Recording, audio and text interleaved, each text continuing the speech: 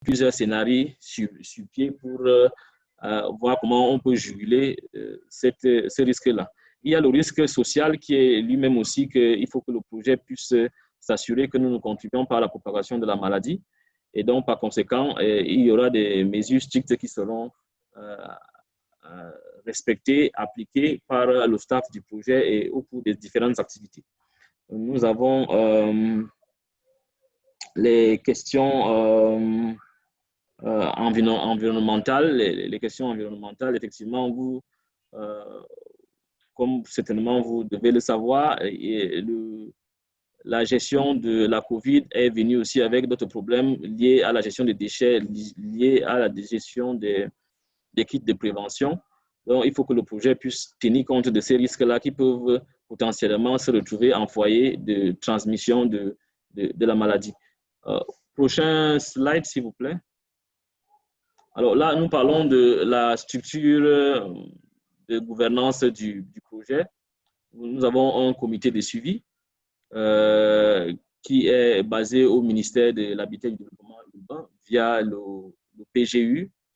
Nous avons une équipe de coordination sous la houlette du responsable pays et dont le but est concrètement de permettre de travailler en phase avec les différentes agences des Nations Unies et les autres partenaires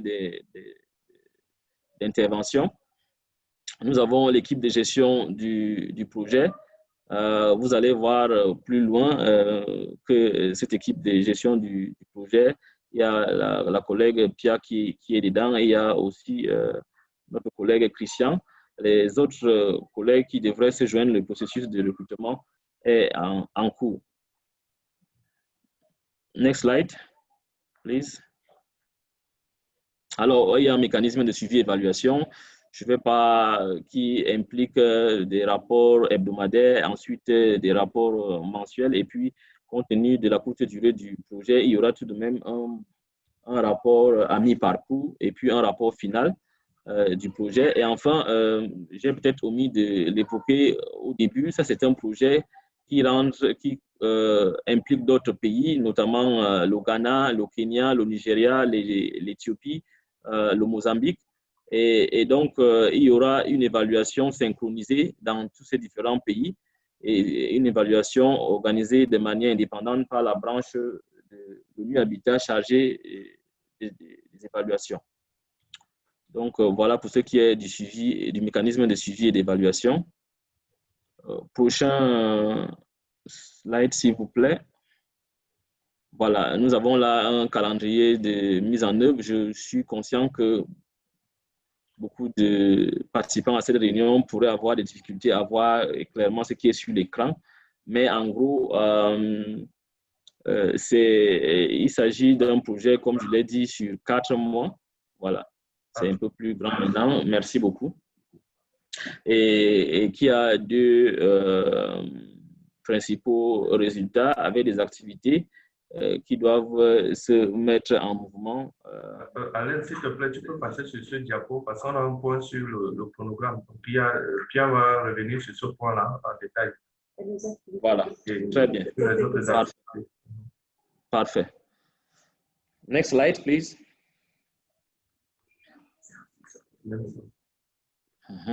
Voilà, ça c'est, comment dire... Pierre reviendra sur ces détails-là. Oui, ça ce sont les activités que ma collègue vous présentera plus en détail. Vous avez là les détails du budget. Je vous ai signalé au départ qu'il s'agissait d'un projet de 120 000 $.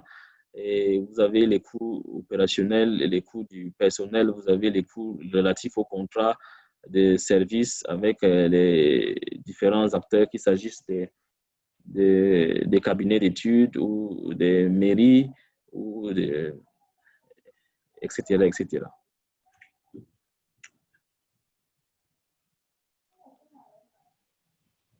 Alors, bon, je crois que je suis arrivé quasiment à la fin de ma présentation. Monsieur le secrétaire général et chers collègues, monsieur le directeur, je vous remercie pour votre aimable attention et je suis disponible pour toute question ou commentaire. Ok, merci monsieur Alain l'environnement, de nous avoir ainsi davantage édifié sur le projet. Nous pensons donc que l'objectif d'information que nous recherchions à cette réunion est en train d'être atteint. Vous pourrez peut-être revenir à la fin lors des échanges, des recommandations, s'il y a des précisions à faire de la part des participants. Nous ayant ici écouté, nous allons passer à la parole au PGE pour présenter la décision créant le groupe de travail. Okay. Merci, Monsieur le Président des séances, Monsieur le Secrétaire général, pour la parole donnée.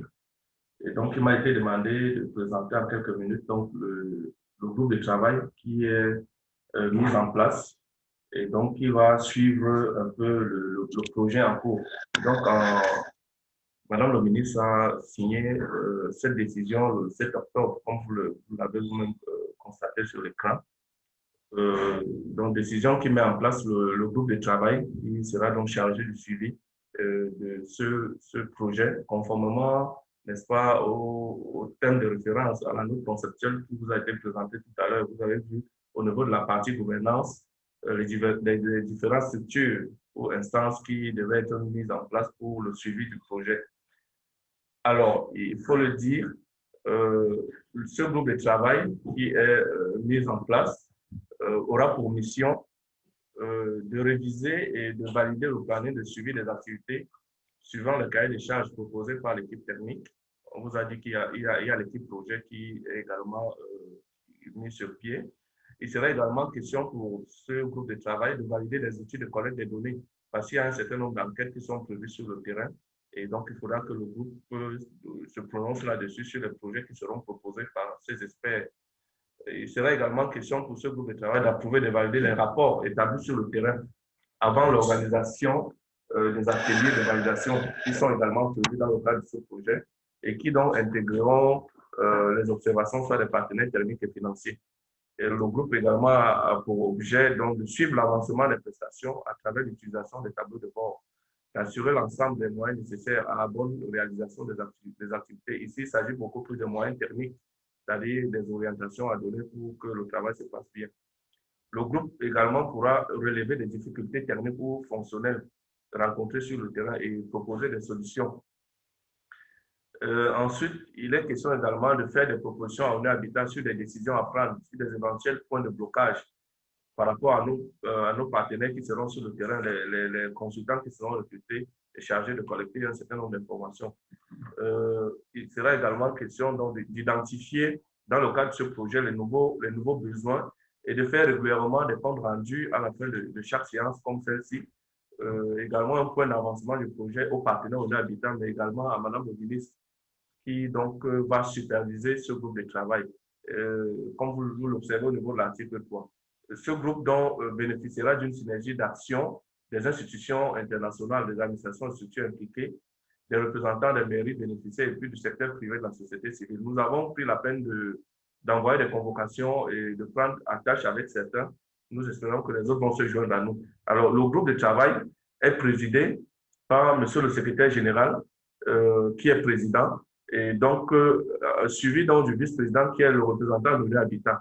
Et donc, nous avons également un rapporteur qui est le coordonnateur du programme de gouvernance urbaine. Alors, comme membres, nous en avons identifié à peu près une vingtaine. Nous avons les représentants de l'Habitat, du MINDU, de l'UNICEF, l'UNESCO, UNECA, UN Women, c'est-à-dire ONU Femmes, le PNU, le MINSanté, le MINEPAD, le MINFI, le MINDEVEL, le MINAT, le FECOM, les partenaires qui sont bénéficiaires des projets, notamment la commune de Yaoundé 2e, la commune de Douala 4e, la commune de Bafoussam 3e, notre partenaire Assoal et puis un représentant du secteur privé.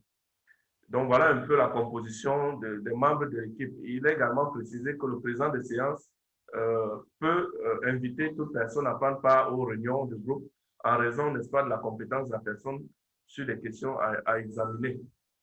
Alors, le groupe, pour ce qui est du timing du travail du groupe, le groupe va se réunir 2 fois par mois. Monsieur le secrétaire général est revenu là tout à l'heure par rapport à la périodicité des travaux du groupe. Initialement, le projet est prévu pour 4 mois. Nous avons un peu grignoté un premier mois et donc, en principe, au mois de décembre, nous devions terminer ce projet. Donc, il est prévu 2 séances de travail, 2 réunions par mois, probablement une réunion en visio, comme nous le faisons actuellement, et une réunion en présentiel. Nous pensons que la prochaine réunion, nous pourrons, avec le moyen que nous aurons, pour organiser plutôt une réunion en présentiel. Et donc, cela se fera à travers les convocations du président qui indiquera donc le lieu, l'heure et puis l'ordre du jour de la réunion, éventuellement accompagné des documents que nous aurons. Alors, pour ce qui est du fonctionnement de ce groupe de travail que nous avons, qui est créé, les fonctions des rapporteurs, membres du groupe de travail, du secrétariat sont gratuites. Toutefois, les intéressés ainsi que les personnes invitées à titre consultatif aux travaux du groupe peuvent bénéficier des frais de session, éventuellement des facilités de travail nécessaires au fonctionnement du groupe de travail. Il faut également préciser que les dépenses de fonctionnement du groupe de travail ainsi que l'organisation des ateliers, parce qu'il est prévu un certain nombre d'ateliers, seront supportés par le budget du projet. La durée de la mission du groupe de travail, je l'ai dit, il nous reste à peu près 3 mois, donc c'est 3 mois. À la fin du projet, un rapport général des différentes activités du groupe sera donc élaboré sur la base des différents comptes rendus qu'on aura retenus au cours des différentes rencontres. Et ces documents donc seront soumis à la fois au Habitat et à Madame le ministre de l'Habitat et du Développement urbain. Voilà un peu, monsieur le secrétaire général, présenté donc en substance le groupe de travail qui est mis en place conformément au cahier de charges. Merci. Ok, merci pour ces informations complémentaires. Maintenant, nous voulons encore être édifiés sur le programme des activités par la représentante de l'Habitat, je crois. Pierre. Merci, monsieur le président des séances. Bonjour, mesdames et messieurs. Je vais vous présenter les activités prévues dans ce projet plus en détail. Comme Alain a déjà expliqué, nous avons 2 résultats intermédiaires qui comprennent 4 résultats principaux.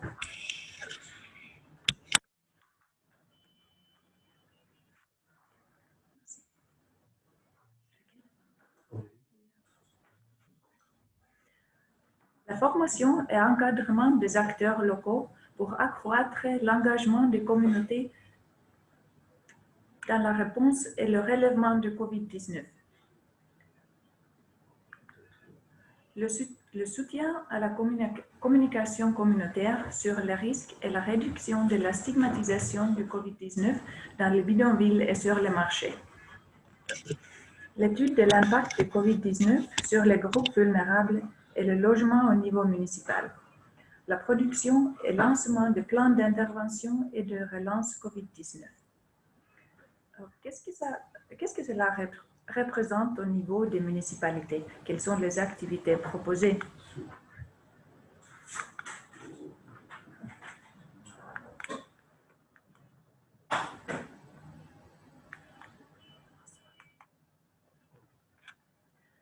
Le premier résultat comprend l'évaluation participative rapide de l'engagement communautaire et de la vision pour améliorer la réponse au COVID-19 et le relèvement des personnes au niveau local. Une formation sur l'intervention et relèvement COVID-19 pour le personnel municipal. Des campagnes COVID-19 menées par les communautés et la mise en place d'installations pour respecter des mesures barrières. Nous avons planifié 2 jours par municipalité pour l'évaluation, 2 jours par municipalité pour la formation et 3 semaines pour les campagnes. Ces activités seront effectuées entre les semaines 7 et 13. Et nous sommes actuellement à la fin de la semaine 5. Le deuxième résultat comprend une évaluation de la perception de l'efficacité de la communication COVID-19 au niveau communautaire et municipal et des impacts négatifs de COVID-19 sur le droit au logement, les très petites entreprises et l'accès des enfants à l'éducation à domicile. Des campagnes de communication sur les risques mobilisant des organisations communautaires et diffusant des messages respectant les principes de la communication sur les risques. Ces activités seront effectuées entre les semaines 7 et 14. Et l'estimation est 3 jours par municipalité Pour l'évaluation, 2 sur le terrain, 1 jour de groupe de discussion par municipalité et 3 semaines pour les campagnes.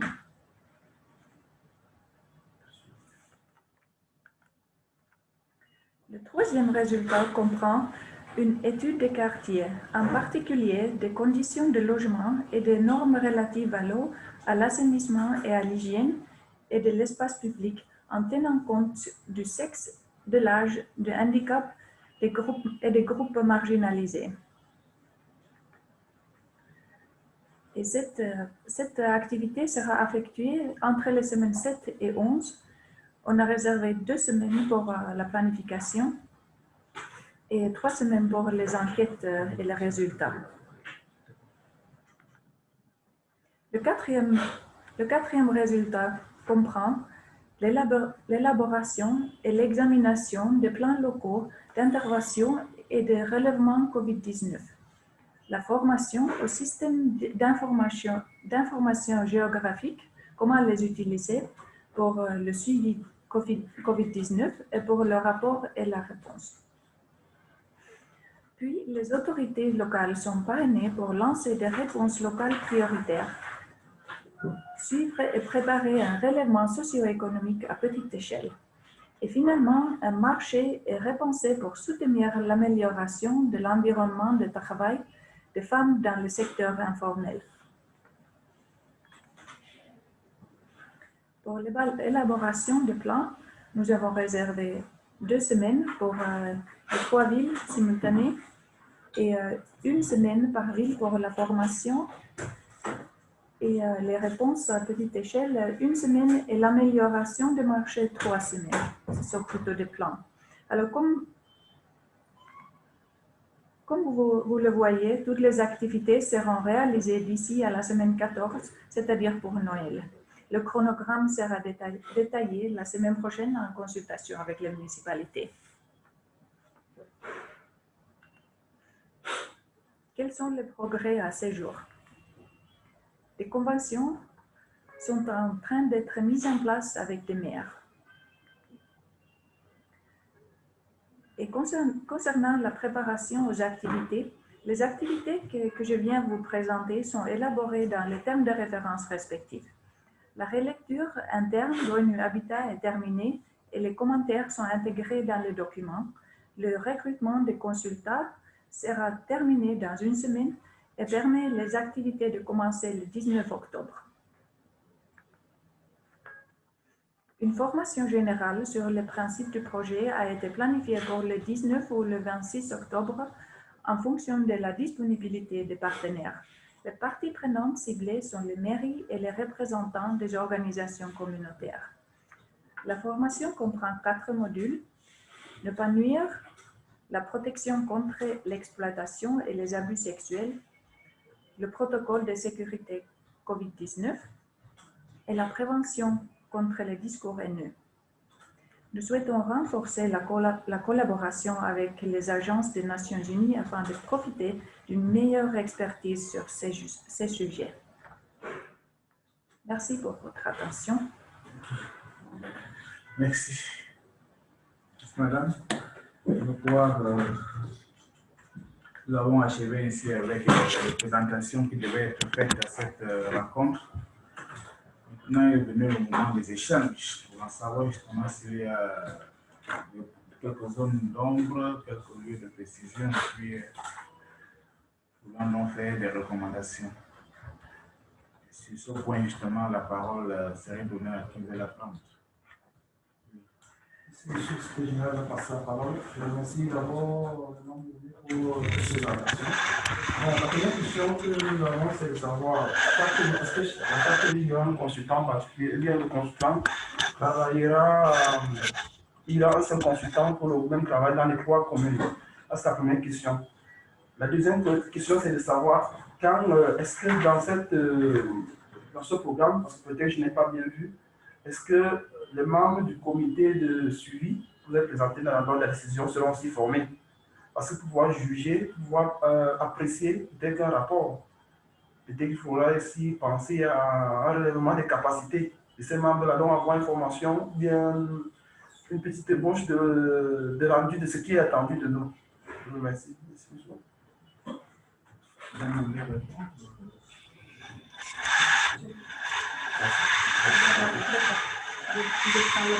La première question. Alors, le recrutement de plusieurs consultants est prévu et les activités sont regroupées en termes de types d'activités. Alors, pour la formation sur le système géographique, il faut un consultant spécifique et ce sera quelqu'un autre pour la communication. Alors, il y en a plusieurs. Ok.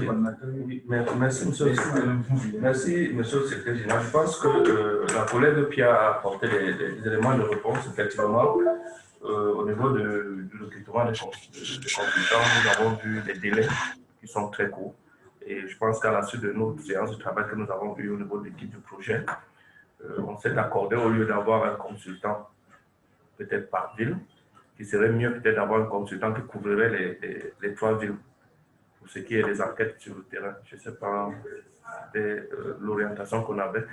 Pour ce qui est de la formation, effectivement, le souhait, c'est qu'on associe aussi les membres du groupe qui pourront prendre la formation, parce que la formation se tiendra au niveau de Yaoundé. Et donc, une partie de ce personnel pourra suivre la formation, surtout au niveau local, pourra suivre la formation en ligne ou alors en visio. Mais il faut préciser qu'avant cette formation, nous aurons des missions de terrain, nous allons davantage informer les bénéficiaires et les responsables municipaux pourront choisir 1 ou 2 personnes qui, ces personnes vont se joindre au niveau de Yaoundé pour suivre ces différentes formations. Je ne sais pas si j'ai véritablement répondu à votre préoccupation. Merci. Merci. La réponse est claire et satisfaisante. Peut-être il y a le contenu de la formation qui est posé. Oui, en ligne, c'est monsieur. Merci, Monsieur le Président. Je voudrais savoir quels sont les critères qui ont guidé le choix de ces 3 communes. Oui, je laisse son invitant peut-être. Le choix. Je ne sais pas si Claude peut donner peut-être apporter un élément de plus de réponse par rapport à. Ok, d'accord. Merci, Monsieur le Secrétaire général. Merci, Kodo. Le premier élément, c'était d'identifier des villes où on a des populations vulnérables. Ça, c'était le deuxième critère. Le premier critère, c'est d'abord la prévalence de la COVID au niveau national. Quelles sont les communes, les districts de santé où il y a une forte prévalence de la COVID? Donc, selon les informations obtenues du COUPS au mois de juin, nous avons relevé que Yaoundé, Douala et Bafoussam étaient d'abord, au plan des villes en général, les villes qui avaient le plus de maladies.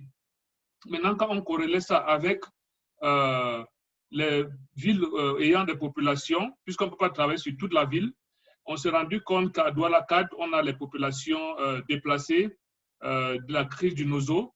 Nous sommes rendus compte, donc c'était la raison du choix de Douala-Kad, mais nous avons également relevé qu'au niveau de Bafoussam 3, il y a aussi les déplacés qu'on a récemment du fait de la catastrophe de Ngouache. Et à Yaoundé, il y a aussi Yaoundé 2, où le choix s'est fait beaucoup plus sur la question des femmes, où nous avons au marché Madagascar un bon nombre de femmes qui travaillent et on a relevé que le respect des mesures barrières n'y était pas. C'est la raison pour laquelle donc, on s'est penché sur les 3 villes en tant que villes, mais également au niveau des communes, sur les communes spécifiques. Voilà les raisons de ce choix, mais également les villes où nous avions la possibilité de délivrer un résultat rapidement avec moins de risques. Parce que, comme vous l'avez relevé, c'est 4 mois et il fallait aller dans des villes où on a la possibilité aussi, à travers les interactions avec les autorités, de pouvoir y arriver rapidement. Je vais revenir un peu sur la question du déploiement de l'équipe qui a été relevée. Je veux souligner ici qu'on envisage également d'avoir dans chacune de ces communes des points focaux qui seront des relais et qui vont permettre donc aux consultants basés à Yaoundé de travailler. Et ces points focaux-là aussi seront formés et feront partie donc de l'équipe de mise en œuvre. Merci et à vous.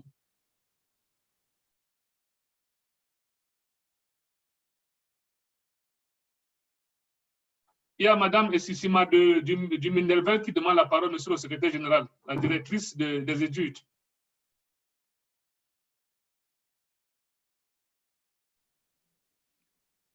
Je peux, monsieur le secrétaire général?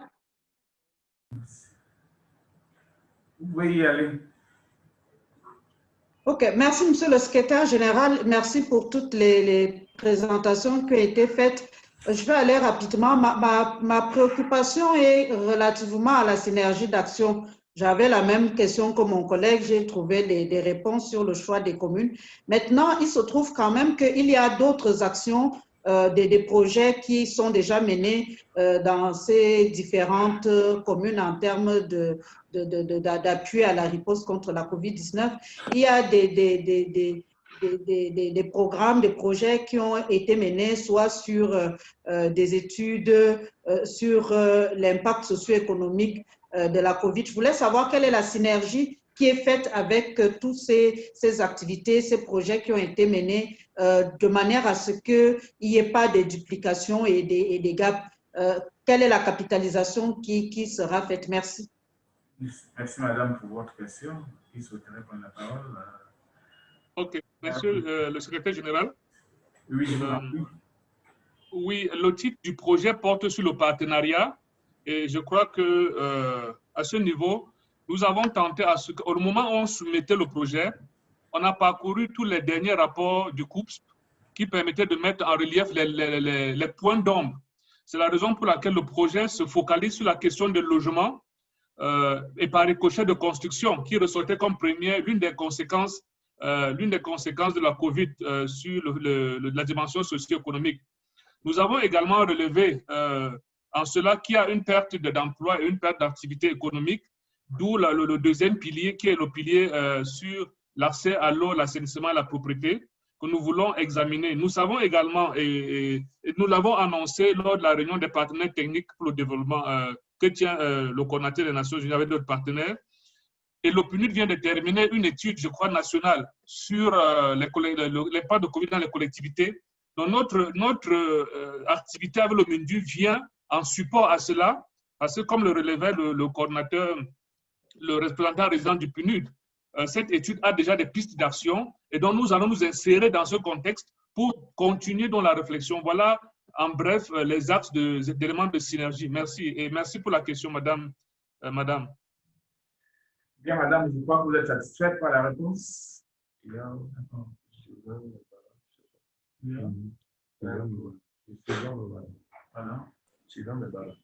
Oui, monsieur Mabara, vous voulez lever la main? Oui, merci, monsieur le secrétaire général. Bonjour à tous. Je voudrais déjà, au nom du représentant de l'UNICEF, féliciter le leadership du MINDU pour ce projet qui est accompagné par ONU Habitat avec l'ensemble des partenaires. Juste pour répondre un tout petit peu sur la question de Madame Essissima, pour interroger la flexibilité de la théorie du changement. Parce que, comme vous le savez, la question de Covid est tellement conjoncturelle que au jour le jour, il y a un certain nombre d'interventions qui modifient également les initiatives mises en œuvre antérieurement. Lorsque je voyais la théorie du changement, je me suis interrogé sur la base de cette théorie qui est l'analyse causale.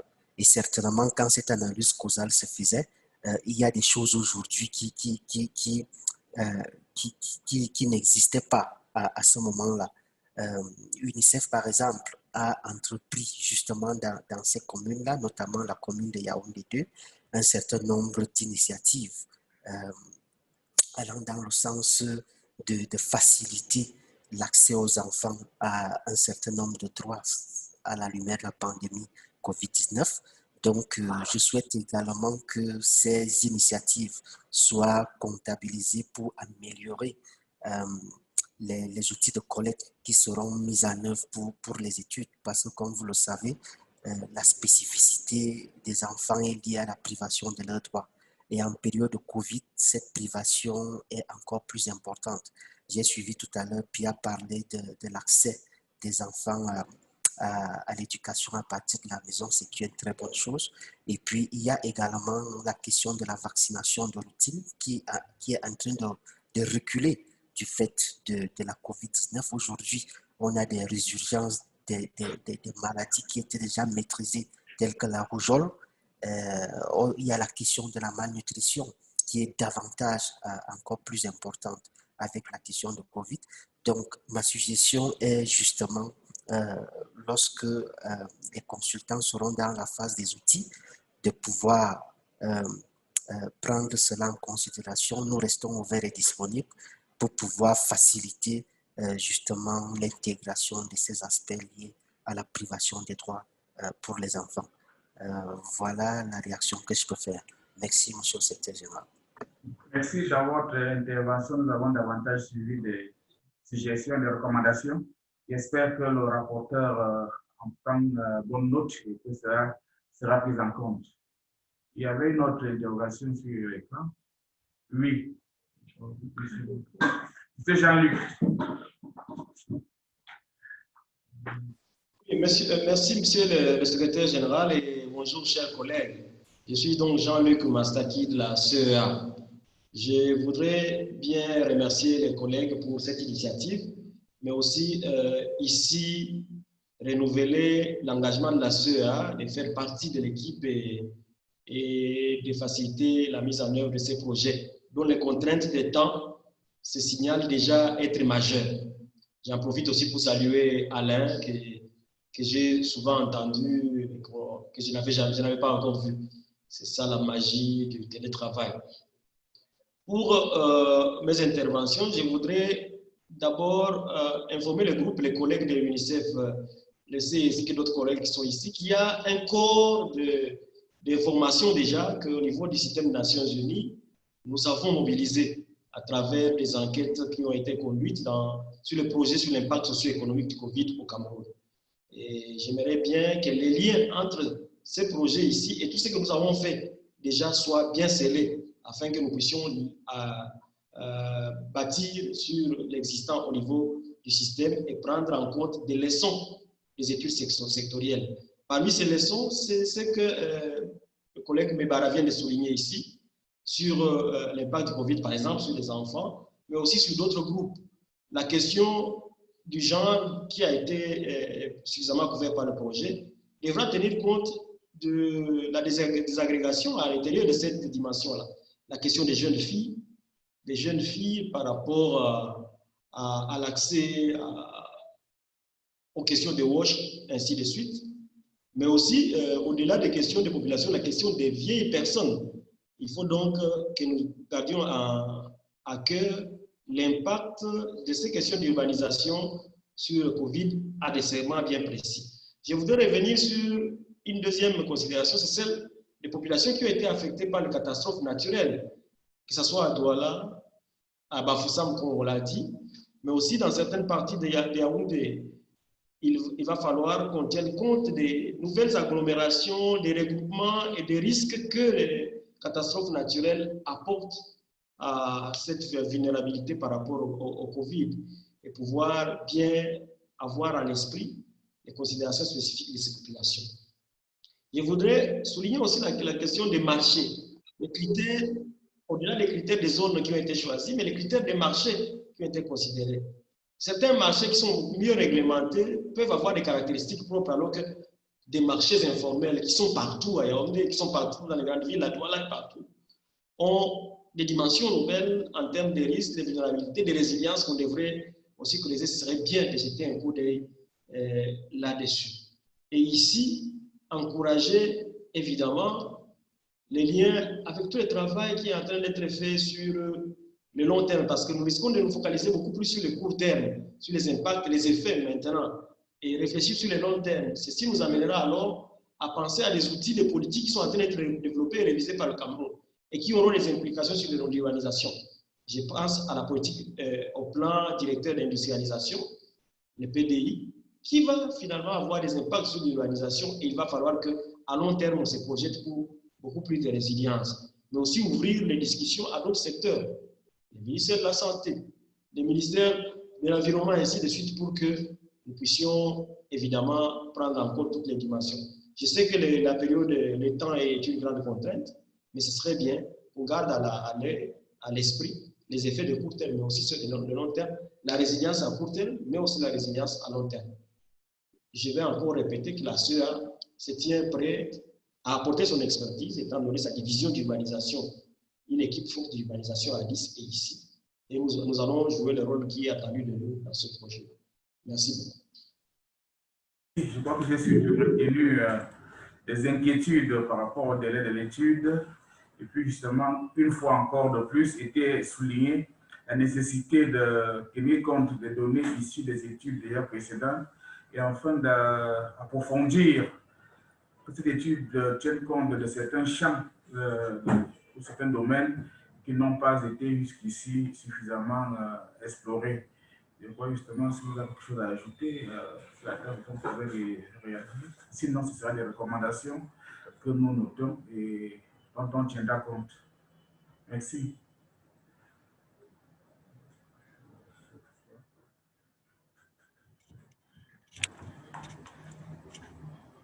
Autre question? Nous sommes peut-être en train d'épuiser les questions. Ça, c'est de nouvelles personnes.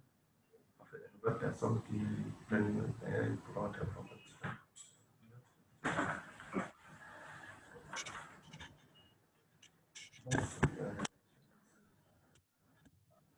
Oui, monsieur le secrétaire général, je m'appelle Martin Zenlo du PNUD, j'ai une question. Oui, je vous écoute. Oui, je voulais, au nom du PNUD, remercier très sincèrement les organisateurs de cette téléconférence et remercier aussi les collègues et ceux qui ont présenté le contenu de ce projet qui est très important. Je pense et je rejoins les collègues qui ont parlé de ce qui a déjà été fait. Et je pense que c'est important de prendre ces résultats et donner en compte, surtout que le délai de réalisation de l'étude est très court.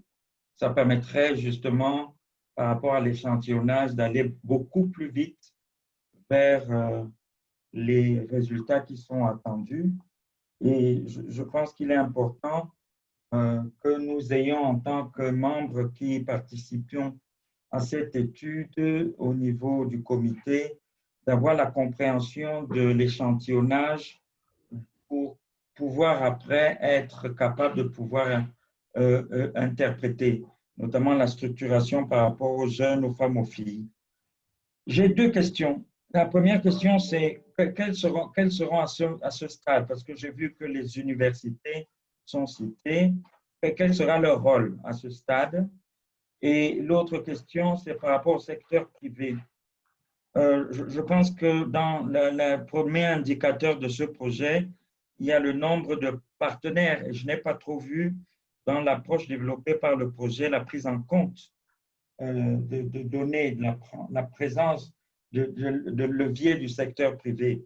Qu'est-ce qui est prévu pour prendre en compte cette grande part de contribution du secteur privé au niveau de Yaoundé 2, Douala 4 et Bafoussam 3e, compte tenu du rôle que le secteur privé joue et avec les activités, les interventions qu'ils ont déjà menées dans le domaine de la prévention ou de la réponse. Merci.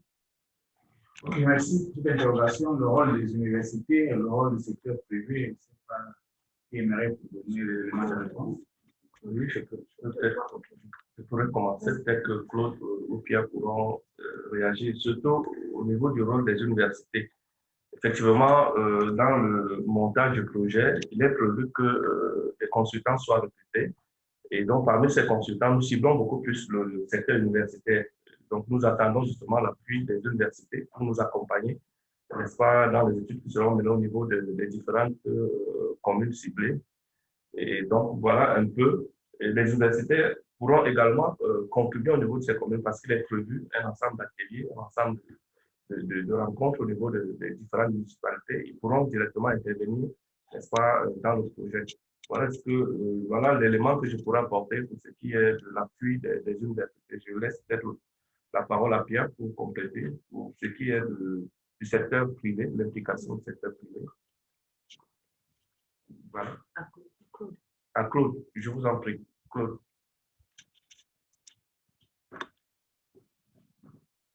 Claude, je ne sais pas si vous nous suivez. Voilà. Merci, j'avais mon micro qui était éteint. Au-delà de cette action-là, le but de la mission préliminaire qui est annoncée va permettre, cher Martin, de répondre à la question par rapport au secteur privé. Nous avons une expérience avec Afriland First Bank, mais en Guinée, où nous avons mené des actions conjointes de sensibilisation et du porte-à-porte, parce que nous envisageons dans ce projet du porte-à-porte, surtout pour ce qui est de la lutte contre la stigmatisation.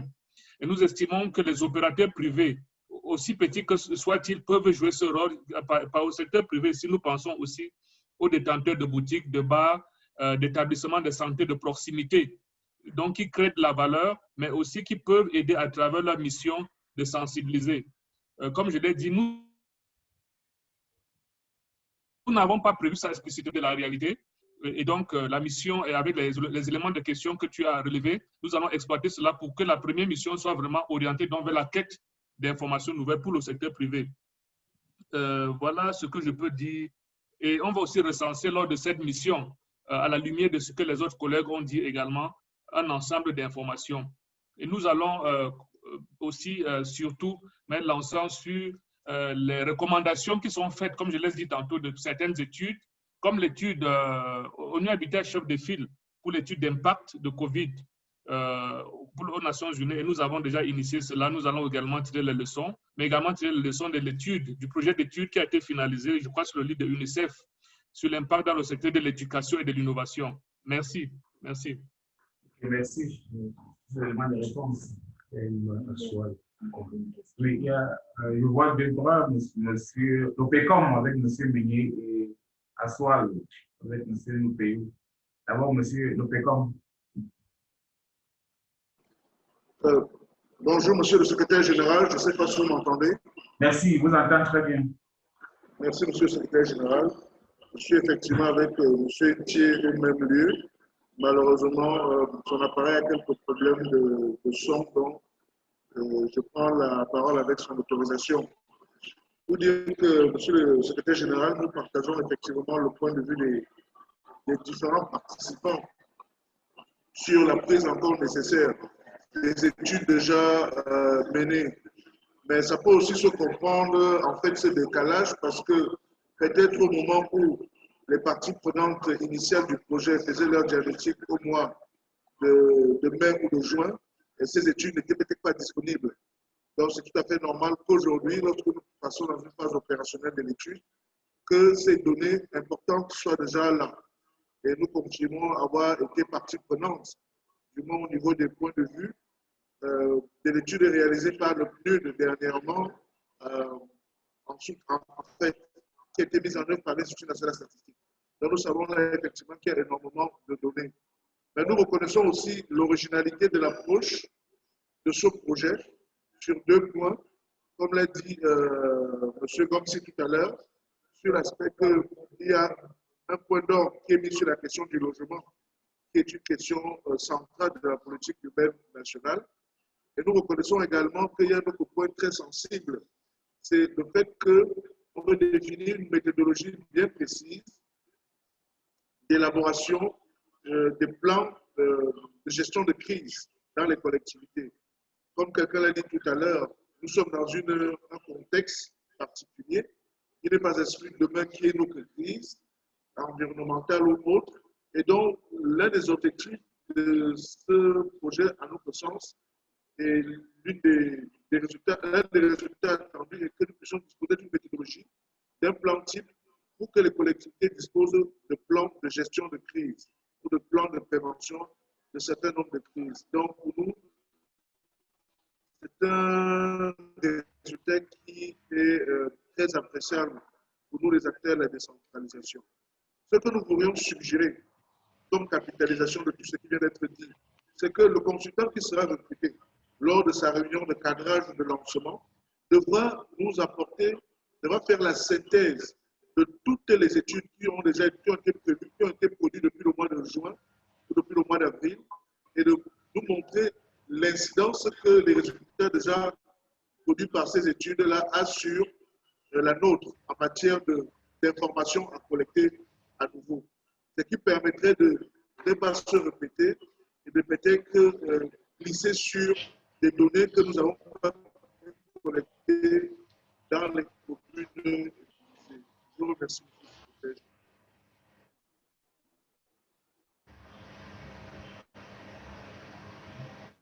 Merci, nous vous remercions surtout d'avoir relevé une fois de plus l'originalité de l'étude et d'avoir fait les suggestions pour renforcer cette originalité. Monsieur Noupéi. Merci, monsieur le secrétaire général, de me passer la parole. Bonjour à tous les participants à cette rencontre. Je voudrais préalablement féliciter l'équipe de ONU Habitat et du PGU pour cette initiative assez louable, parce que nous savons qu'avec la pandémie liée à la COVID-19, il y a beaucoup de choses qui se sont passées. Et quand je fais le lien avec la journée mondiale de l'habitat, on se rend bien compte aujourd'hui à quel niveau se situe le logement. J'ai été très satisfait du fait que l'activité, le résultat 2.1 puisse spécifier la prise en compte du logement dans l'étude pour les groupes vulnérables. Mais je voudrais qu'on mette l'emphase dans le cas pour le cas des groupes vulnérables. Hein, nous avons des collectivités qui sont véritablement en difficulté, en ce sens qu'ils sont sur la braise, notamment avec les Croix de Saint-André qui prévoient leur déguerpissement. Ça aussi, ce sont des personnes qu'il faudrait prendre en considération parce qu'ils vivent dans la peur, dans la tourmente. Nous avons des personnes qui ont été même déguerpies pendant la période de Covid. Nous accompagnons à Mabanda, par exemple. Nous avons un collectif qui a été déguerpi pendant la période de la COVID-19. Ça, c'est un véritable challenge de pouvoir collecter ces informations sur le plan du logement afin de démontrer véritablement l'importance du logement, mais ce qui est fait, ce qui est vécu par la population. J'ai aussi, au niveau du résultat 2.2, il est dit qu'il sera produit un plan d'intervention. Je me demande, ce plan d'intervention pourra-t-il être mis en œuvre post-projet ou pendant le projet? Et l'autre interrogation, c'est est-ce que ce projet aura une phase 2? Ma troisième question, c'est l'implication ce jour des collectivités territoriales décentralisées ciblées. Parce que lors des présentations, aucune des communes n'était présente. Je me demande, est-ce qu'elles ont été invitées? Est-ce qu'elles ont été informées?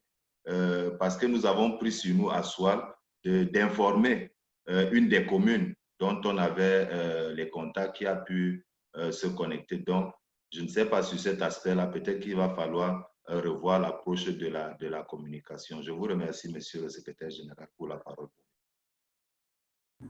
Votre contribution est assortie de questions. Non, pour les questions, je vois monsieur le coordinateur du PGU qui voudrait apporter des éléments de réponse.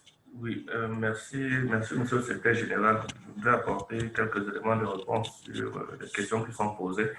Je commencerai directement avec la troisième question sur l'implication des communes. Il faut dire qu'effectivement, nous avons saisi les communes.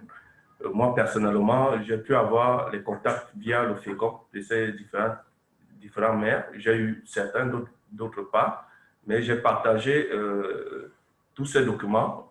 J'ai eu quelques confirmations, notamment Douala 4e, qui a réagi. J'ai même impliqué nos représentants au niveau régional, c'est-à-dire les délégués régionaux du MINDU, pour qu'ils saisissent ces communes. Et donc, il y a eu ce relais-là. Malheureusement, pendant que nous sommes en réunion, certains ont commencé à réagir, mais nous espérons que pour les prochaines réunions, ils seront davantage impliqués, étant donné qu'ils sont les principaux bénéficiaires de ce projet qui est en cours. Donc voilà un peu la réponse que je pourrais apporter. Alors, vous avez également posé la question de savoir est-ce qu'après ce projet, il y aura la phase 2. Il faut le préciser, je pense que je parle sous le contrôle de Claude Ngopsi. Ce projet, en réalité, il s'agit d'un projet pilote. Et donc, nous pensons probablement avoir peut-être la phase 2. Il faudra également voir, n'est-ce pas, l'implémentation au niveau des collectivités. Qu'est-ce qu'on aura retenu à l'issue de ce projet? Comment est-ce qu'il faudra, n'est-ce pas, l'étendre à d'autres communes? Donc, nous pensons que les résultats de cette première étude nous donneront, n'est-ce pas, les orientations pour les perspectives, en termes de perspectives, en termes d'orientation. Est-ce qu'il faudra projeter ce projet? Mais je pourrais m'arrêter là. Certainement, Claude aura des informations nécessaires. Je ne voudrais pas trahir des secrets ici, mais je voudrais préciser quand même qu'il s'agit là d'une phase pilote que nous engageons en ce moment. Vous avez également évoqué le plan d'intervention au niveau de la mairie. Est-ce que c'est la phase post ou après le projet? Mais l'idée que nous avons du projet, comme je le dis, je parle toujours sous le contrôle de Claude, le plan d'intervention sera beaucoup plus après le projet. J'ai parlé d'implémentation des recommandations et tout ce que nous aurons comme résultat d'enquête sur le terrain. Et donc, c'est plus tard qu'on verra donc comment mettre en place ce plan d'intervention au niveau de chaque commune, comme en termes d'esclave de cette étude. Merci. Okay, merci. Claude, oui. Claude. Merci, monsieur le secrétaire général. Juste pour relever qu'en fait, comme nous le disons, ce projet s'inscrit vraiment dans la logique des activités des Nations Unies, mais également dans la logique du cadre de partenariat entre les Nations Unies, des partenaires techniques au développement et aussi le gouvernement. Les résultats, comme nous l'avons dit, cela porte sur le logement, certes, mais également la construction. Nous avons prévu dans le programme de remettre, je crois, je peux me tromper du chiffre, entre 15 et 20 000 $ par commune pour initier le plan de gestion. Mais le plus important pour nous, comme l'a souligné le FECOM, c'est que les mairies ne disposent pas de plan de gestion de crise. Et nous envisageons, et ça c'est l'une des retombées à moyen et à long terme, que les communes, le FECOM, voire le MINDU et le MINDELVET, du moins les ministères qui sont en présentiel dans le programme, puissent aussi tirer certaines actions concrètes pour pouvoir donc avancer. Je prends un exemple. Et on suppose qu'à Mabanda, il va falloir trouver dans Douala 4 un terrain pour aménager pour les personnes déplacées. Il va bien falloir que la mairie puisse aménager. Il faut que l'argent sorte de quelque part. Donc, les 15 ou 20 000 $ connus habitat maîtresse pourraient permettre d'enclencher un processus qui peut être complété. Donc, voilà à peu près la logique. Le modèle peut changer. Nous n'avons pas voulu faire un projet clos, mais faire un projet qui puisse permettre que les actions qu'on doit initier découlent des réalités du terrain à un moment donné précis. Merci. Et merci.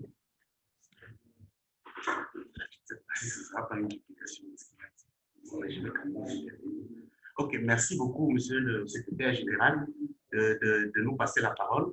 Lors des réunions préliminaires, nous avons pensé à la présence du FECOM, qui était une institution qui pouvait regrouper d'autres communes pour la duplicabilité des différentes stratégies qui sont mises en place. Et nous avons également pensé qu'à la fin, lors de la restitution, on éviterait les présidents des CVUC pour pouvoir s'approprier le processus et trouver d'autres partenaires qui pourraient, n'est-ce pas, dupliquer dans d'autres communes qui manifesteraient le besoin. Je vous remercie. Okay, merci. Je pense que l'interrogation semble achevée. Il y a M. Thier du FECOM qui demande la parole, monsieur le secrétaire général. M. Thier du FECOM. Oui, M. Thier, FECOM. Merci beaucoup, monsieur le secrétaire général. Je voudrais d'abord m'excuser pour les nouvelles qui sont autour du lieu où je me trouve. En plus de ce que mon collaborateur a eu à dire tout à l'heure, je voudrais vous suggérer à ONU Habitat que le consultant qui sera retenu puisse, dans le cadre d'un benchmarking, s'appuyer sur une étude que Cité Gouvernement Locaux Unis d'Afrique a réalisée, je crois au mois de mai et juin, lors du début de la pandémie de Covid. Et cette étude avait porté sur la résilience des collectivités face à cette pandémie. Je pense que cette étude est riche d'enseignements qui pourraient également édifier dans le cadre de ce qui est en train d'être fait. J'avais eu le privilège d'assister à une visioconférence en fin juin, dans laquelle prenait également part le secrétaire général des cités gouvernements locaux unis d'Afrique. Et justement, lui, il avait beaucoup recommandé, en tenant compte aussi bien sur les effets de cette pandémie, mais également sur les situations d'inondation auxquelles font face certaines collectivités. Et c'est pour ça qu'au niveau du FECOM, on se posait la question du choix des collectivités. C'est vrai que Douala, au niveau de Douala, ils ont fait face aussi bien à la Covid, mais également aux inondations. Donc, et c'est pour ça qu'il avait fortement été recommandé que toutes les communes, telles qu'elles sont aujourd'hui, qu'elles disposent aujourd'hui de plans communaux de développement, qu'elles puissent avoir des plans de gestion des catastrophes ou des crises. Et c'est pour ça que lors de la phase d'élaboration de ce document, nous avons beaucoup insisté auprès de l'ONU Habitat que le MINAT, ministère de l'administration territoriale, soit fortement impliqué parce que, comme vous le savez, le ministère de l'administration territoriale a la gestion de la protection civile avec une direction relative. Donc, c'est ce que je voulais dire, monsieur le secrétaire. Merci. Merci pour cette contribution. Apparemment, je n'observe plus d'intervention. Ceci étant, donc, je voudrais remercier tous les participants pour leur importante communication. Nous avons pu en tirer de très nombreuses informations. Nous notons les recommandations qui ont été faites et justement, je pense qu'elles vont orienter de manière déterminante l'étude qui est en train d'être amorcée. Je vous remercie. Merci, monsieur le secrétaire général. Merci.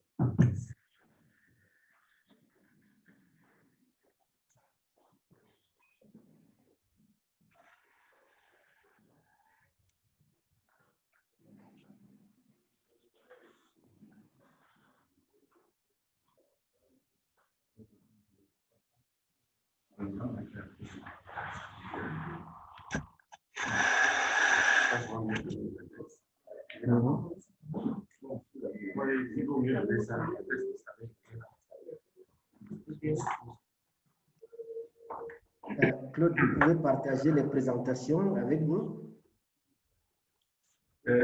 Monsieur Bedga. Oui, on peut partager. Merci. D'accord. Monsieur Bedga va partager à tout le groupe. OK. Oui, Claude, je n'avais pas bien suivi. Je disais de partager le PowerPoint avec tous les membres du groupe. OK, je ne sais pas si je peux. C'est vrai que la difficulté qu'on a, c'est qu'on n'a pas tous vos contacts pour acheminer toute la documentation. Est-ce que c'est possible sur Zoom? Ceux qui sont connectés là, si vous pouvez envoyer à travers les messages, vous pouvez envoyer vos contacts, vos adresses mail et même vos WhatsApp. On vous enverra les documents par mail, si c'est possible. Ça sera plus facile pour nous. Et même vos noms, hein, inscrivez vos noms parce que nous allons les enregistrer dans le listing parce que il était prévu effectivement qu'il y ait des désignations de manière officielle. Donc, nous aurons besoin de ces noms-là pour finaliser le document.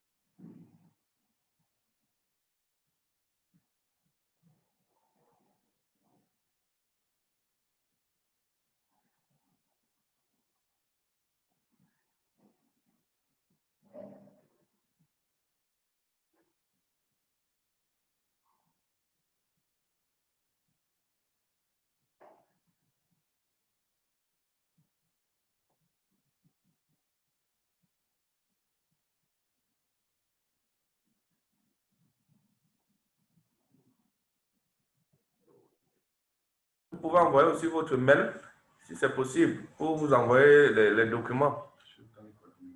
Le MINCAF. Je disais que comme le président du groupe invité qui vont.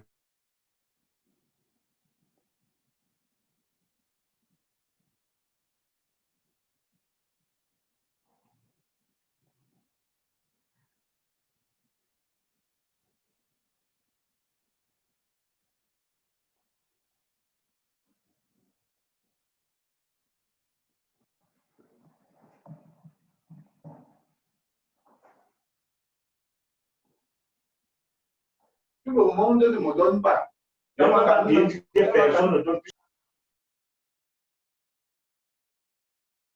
Donc, ce n'est même pas elle qui doit dire.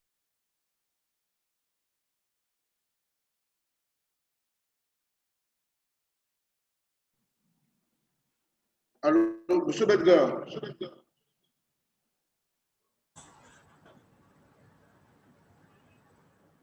Allô? Oui, Fabrice, je te suis très bien. Oui, la réunion est terminée, c'est ça? Oui, la réunion est terminée. C'est juste pour enregistrer les noms et les contacts pour les documents, pour les différents documents, ceux qui en auront besoin. Et surtout pour enregistrer pour le groupe. D'accord. OK. Merci à tous. Alors, on reste donc en contact sur le groupe WhatsApp. Oui, sur le groupe WhatsApp. En dehors des réunions. La prochaine réunion du groupe de l'équipe technique, mercredi prochain, il faudra que tu sois là, Fabrice. Mercredi prochain. Oui, je serai déjà à Yaoundé.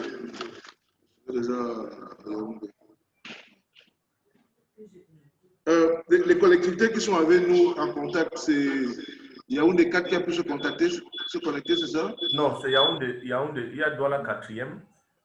Ah, il y a Douala 4e. Douala 4e qui était en ligne, je crois. Et puis Yaoundé 2. On n'a pas vu Yaoundé 2. Yaoundé 2 était connecté, nous l'avons appelé, il s'est connecté. Yaoundé 2 s'est connecté. Non, il n'y a que Bafoussam qui nous a manqué.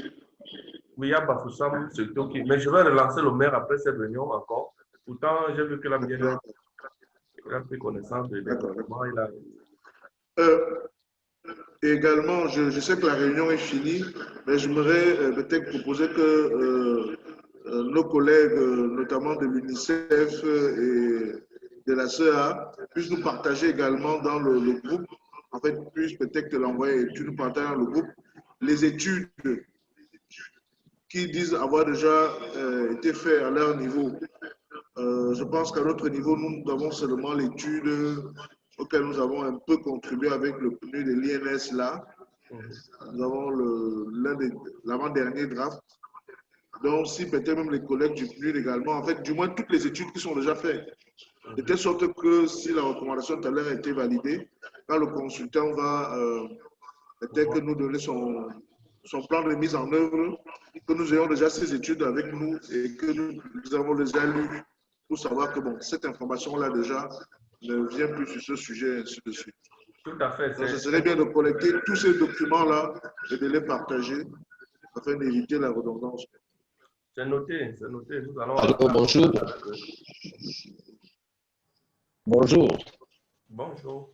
Je suis M. Baba de la direction de la protection civile Luminat, représentant de Luminat dans le groupe de travail. Je voulais savoir, relativement, je reviens un peu sur les études qui ont été faites là. Je voulais savoir si les études qui concernent les impacts des changements climatiques sur les récents phénomènes tels que la pluviométrie qui est un peu plus abondante et tous les autres impacts qui referont, si ces études ont été prises en compte. Parce que si on va sur la base des études anciennes, on risque de biaiser les résultats sur le terrain. Je voudrais savoir si ces études-là aussi ont été prises en compte. Oui, merci. Merci, monsieur le représentant du MINAT. C'est vrai que nous avons échangé tout à l'heure par WhatsApp. C'est vrai que là, nous ne sommes plus véritablement en réunion. C'est vraiment un commentaire. C'est surtout pour attendre que les uns les autres puissent communiquer leur adresse. J'espère que vous avez également pu envoyer le message avec vos contacts. Fabrice revenait là tout à l'heure sur la collecte des documents, des études similaires qui ont déjà été réalisées. Si vous avez eu la convocation, l'intitulé de l'étude est clair. Et donc, si vous pensez qu'il y a des études similaires ou des études très proches de ce que nous sommes en train de faire, vous pourrez également partager avec nous pour permettre aux consultants d'avoir le maximum de documents et de voir comment orienter l'étude en fonction des cahiers de charges que nous avons pour qu'il n'y ait pas de redondance. Je crois que c'est ça la préoccupation qu'on a eu tout à l'heure. Donc, ne vous limitez pas. Si vous pensez qu'il y a des études qui ont été menées et qui ont un lien avec ce que nous faisons, vous mettez à notre disposition toute la documentation nécessaire. Et donc, ce que nous allons faire, nous allons mettre en place un groupe, certainement avec vos contacts et tout ce que nous avons, pour pouvoir partager les informations en temps réel. Ça permettra qu'avant la prochaine réunion, que nous envisageons probablement à la fin du mois, qu'on soit suffisamment avancé sur le processus. Merci. Donc, nous allons arrêter. Si vous avez finalisé, vous avez transmis vos différents contacts, nous restons en contact. Je pense que nous allons partager toute la documentation nécessaire avec vous. Et donc, s'il y a des observations, si vous avez des documents à partager, n'hésitez pas. Je pense comme ça à Soual qui a suffisamment d'expérience et de la matière. Ça permettra aux consultants d'aller très vite compte tenu des délais. Merci.